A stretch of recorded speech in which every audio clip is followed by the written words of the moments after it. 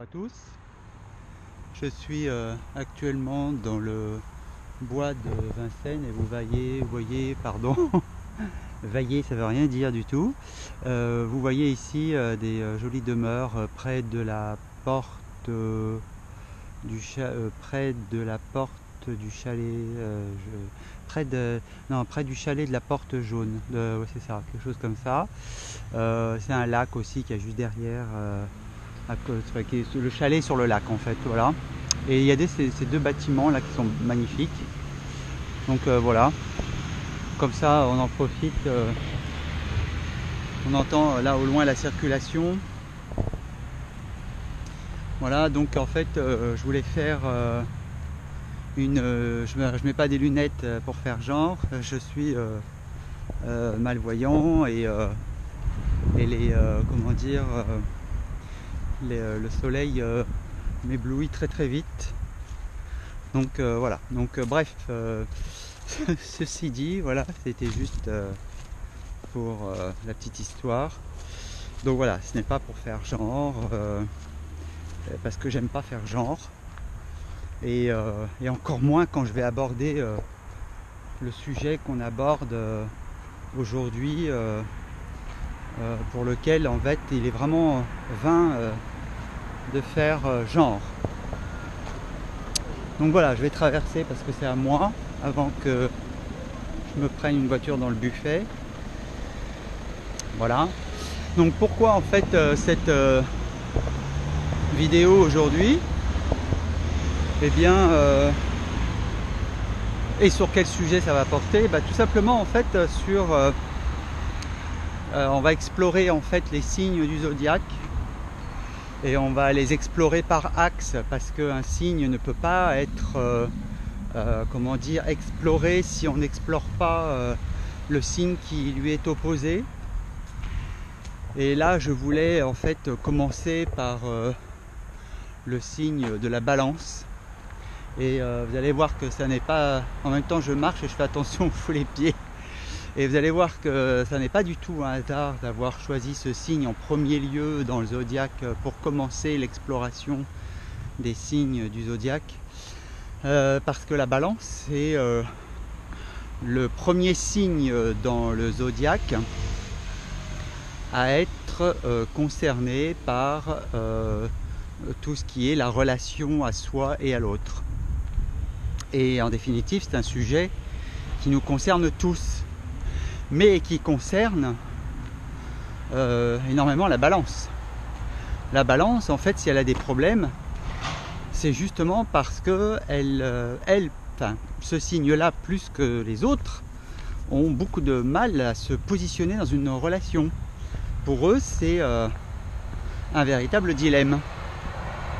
Donc, on verra aussi que c'est un dilemme là je vais arrêter de parler le langage moldu pour prendre le langage initié.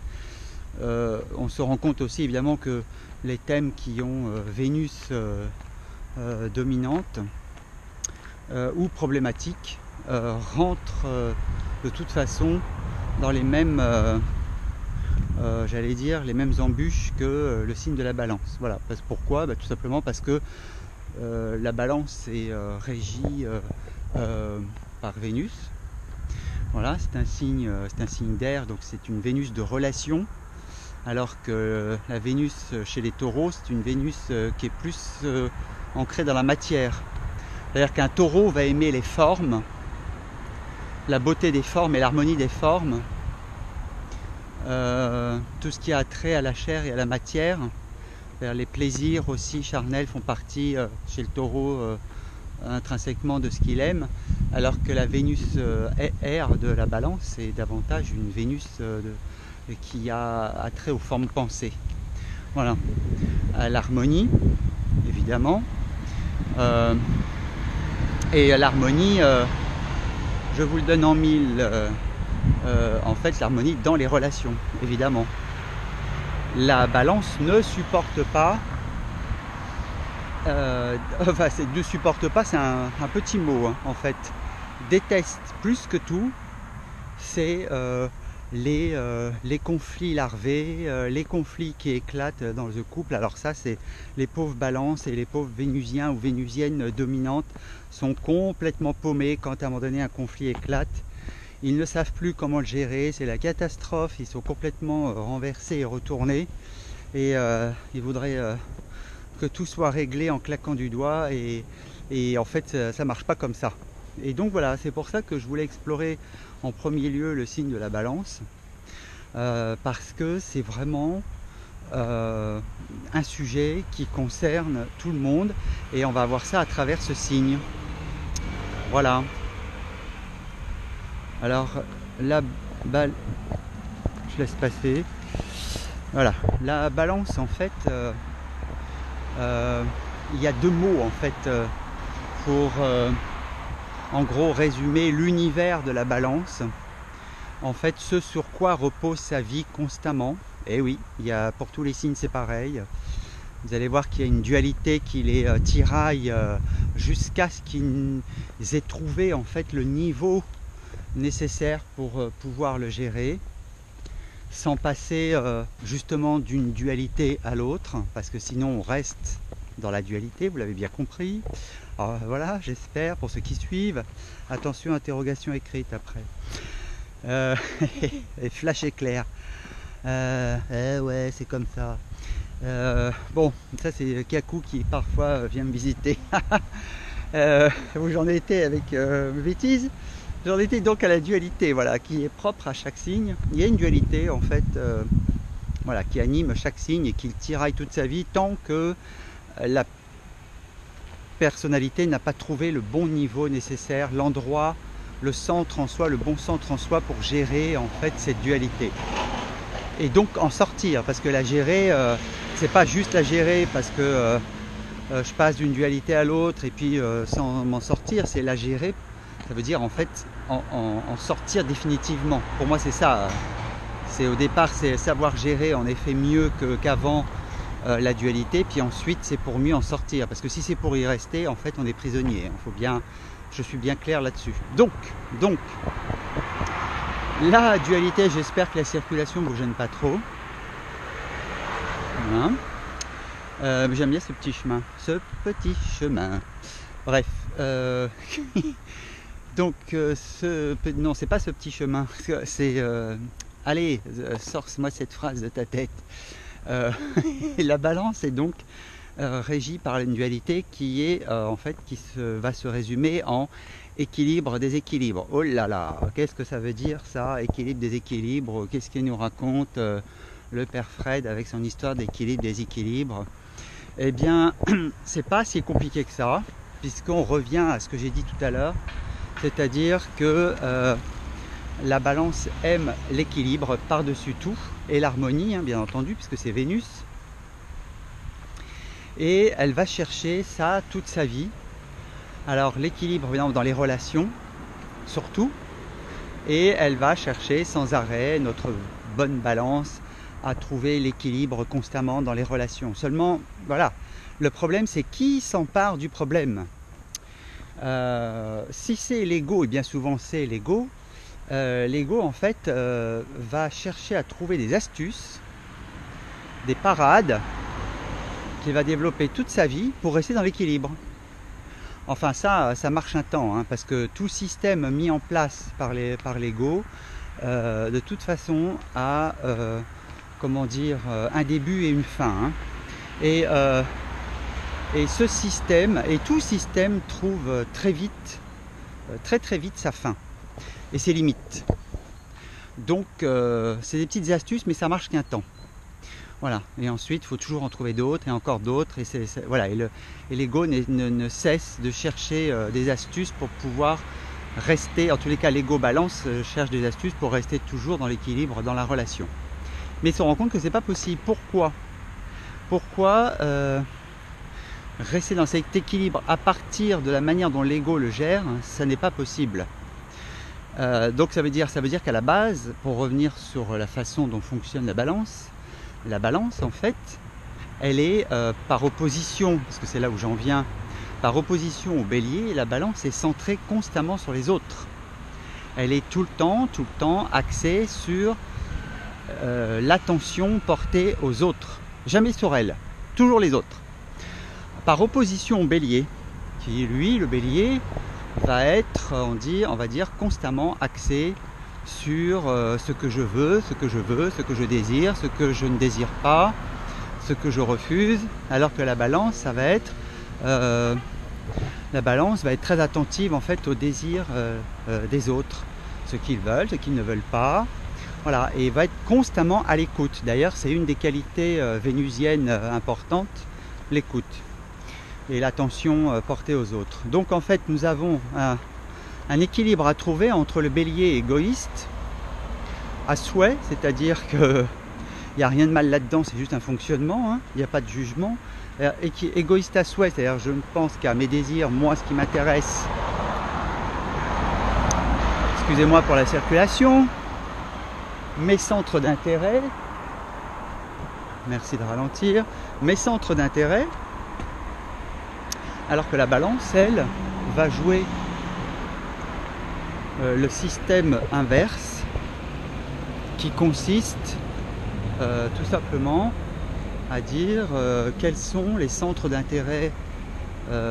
Tiens, là il n'y a plus de soleil, c'est parfait, voilà, j'enlève les lunettes. Donc quels sont en fait les centres d'intérêt des autres, qu'est-ce qui leur plaît, qu'est-ce que je pourrais faire pour leur plaire en définitive. Attention avec faire plaisir, ça n'a rien à voir, c'est pas parce qu'on fait plaisir à quelqu'un qu'on est dans la séduction et qu'on cherche à lui plaire. En revanche, dans je cherche à plaire, il peut y être inclus je cherche à faire plaisir.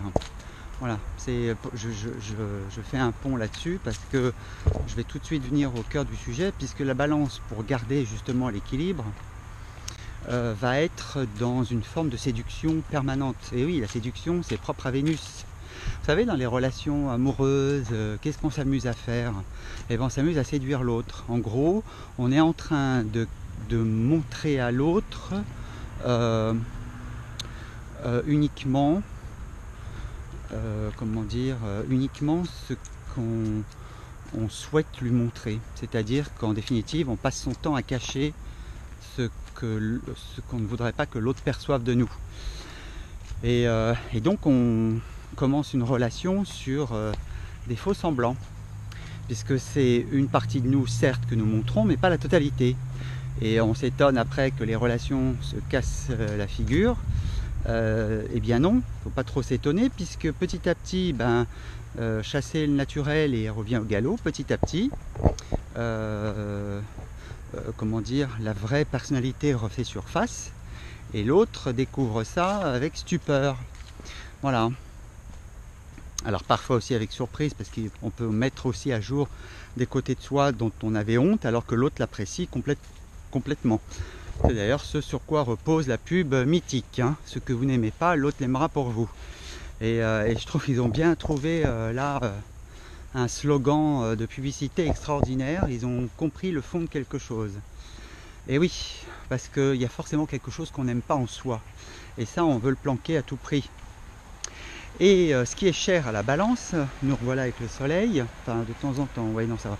Ce qui est cher à la balance, finalement, c'est de tout le temps être axé, elle est tellement axée finalement sur ce que veut l'autre, ce que désire l'autre, attentive toujours et centrée sur l'autre, qu'elle est évidemment, elle est arrivée en fait à être dépendante, voilà, j'étais en train de chercher le terme, à être dépendante en fait du regard de l'autre et de la nature de ce regard, c'est-à-dire qu'elle cherche un regard où elle peut lire que tout va bien, que la relation est ok, que tout est harmonieux.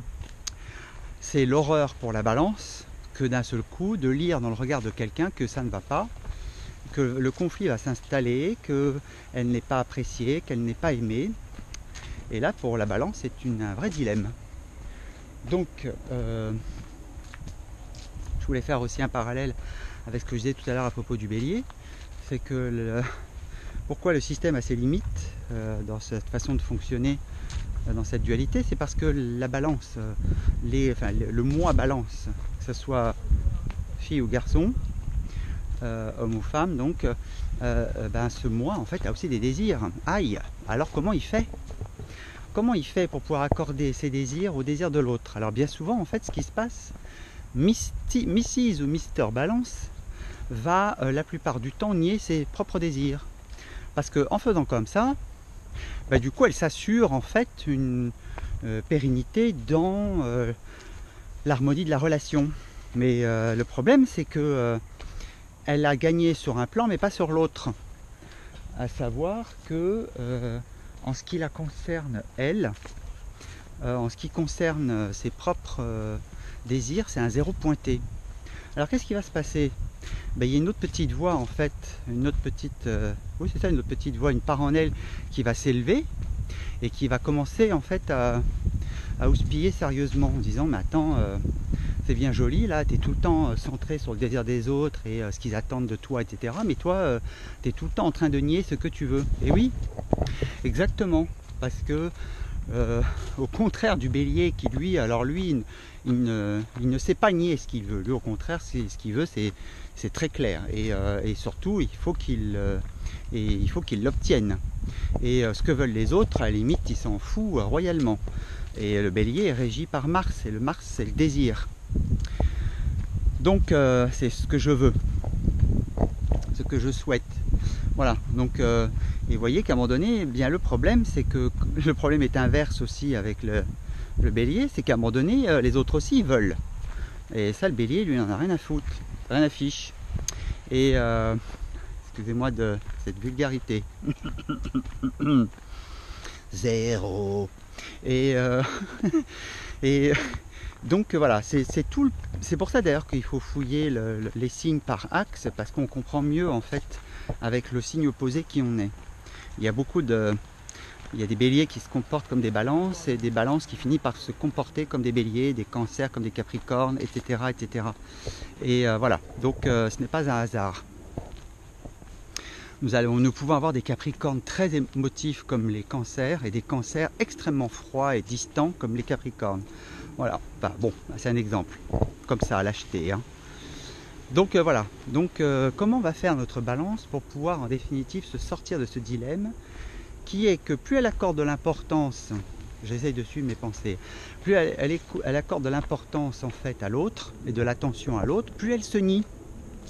Alors qu'est-ce qui se passe? Plus elle se nie, plus il y a du conflit intérieur qui commence à naître. Alors ça non plus, elle n'en veut pas, parce que ça c'est un truc ça l'insupporte évidemment. Alors ce qu'elle va chercher, c'est toujours l'approbation chez les autres, et ce qu'elle va aller chercher, c'est le réconfort et le bien-être chez les autres. Voilà, pour essayer de calmer ses propres conflits intérieurs.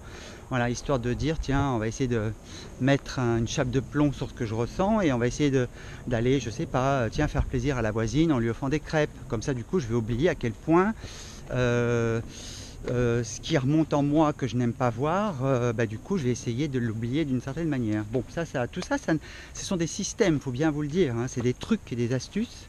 Les trucs et les astuces, ça marche en bricolage. Ça ne marche pas. Oui, encore, hein, des fois, ça ne marche pas du tout. Hein. Non, du tout. Non, vraiment pas, parce qu'il y a des très mauvais bricoleurs en plus. Bon, voilà, donc ça ne marche pas du tout, en fait. Voilà.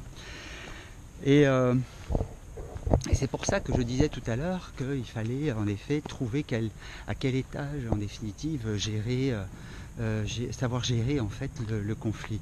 Alors c'est vrai qu'en même temps, il y a des qualités dont dispose la balance, dont ne disposent pas les autres signes. La balance, je le rappelle, ou les vénusiens dominants ou vénusiennes dominantes dans leur thème. Voilà. Eh bien, ça va être en fait des qualités de diplomate. Ce sont des excellents diplomates. C'est aussi les personnes qu'on retrouve, vous savez, dans les médiateurs. C'est des excellents médiateurs. Parce qu'ils vont essayer de trouver quelque chose, un point commun, qui puisse permettre de rétablir l'harmonie et l'écoute dans un conflit. Donc c'est pour ça que ça en fait des bons médiateurs. Parce que pour eux, remettre de l'harmonie là où il y avait du conflit, ça reste essentiel, voilà, pour n'importe quel Vénusien, et surtout pour la Balance, voilà. Et évidemment, c'est un sujet brûlant pour le Bélier aussi, hein, parce que ça lui pose problème au bout d'un moment. C'est-à-dire qu'il se rend bien compte qu'en fait, il déchaîne la colère autour de lui, il comprend pas, lui pour le coup, il comprend pas pourquoi. Voilà, lui il veut, et il comprend pas pourquoi les autres sont pas d'accord, et pourquoi ils sont pas d'accord que lui veuille, et qu'il obtienne ce qu'il veuille. Voilà, ce qu'il veut, bref, vous avez compris, ce qu'il veut. Donc on fait toujours cette balade au bois de Vincennes, hein. Vous remarquerez que c'est calme, c'est paisible. Donc voilà, donc cette gestion en fait de l'équilibre sans arrêt, avec évidemment la peur au ventre du déséquilibre, c'est-à-dire de tout ce qui peut je vais changer un peu de parce que là c'est de tout ce qui peut finalement générer un regard, tout ce que la Balance peut percevoir dans le regard de l'autre, qui soit négatif, qui soit de l'ordre du jugement, etc. Pour le signe de la Balance, c'est juste une horreur. Elle ne veut pas avoir affaire à ça. Voilà. Donc, mais du point de vue où elle essaye de gérer cette problématique, eh bien, elle ne s'en sort que par des trucs et des astuces. Voilà. La vraie porte, j'allais dire, de sortie, c'est laquelle? Parce qu'il y en a une, évidemment. Parce qu'évidemment, la haine de soi s'accumule avec cette façon de procéder. Quand à un moment donné, on en arrive à un niveau où on nie constamment nos besoins et nos désirs, arrivé à un moment donné, en fait, on peut même plus se voir soi-même dans la glace. On finit par se haïr soi-même. Et finalement, quand quelqu'un a des reproches à faire à notre petite Balance, le regard réprobateur qu'elle voit dans les yeux de l'autre, en fait, lui fait miroir sur ce qui se passe en elle. Et c'est là où le bas blesse, j'allais dire, vraiment sérieusement.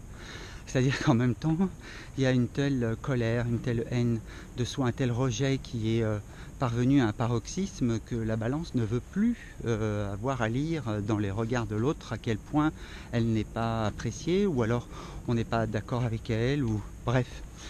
Et c'est là où finalement on en arrive à la limite du système dans la gestion des trucs et astuces.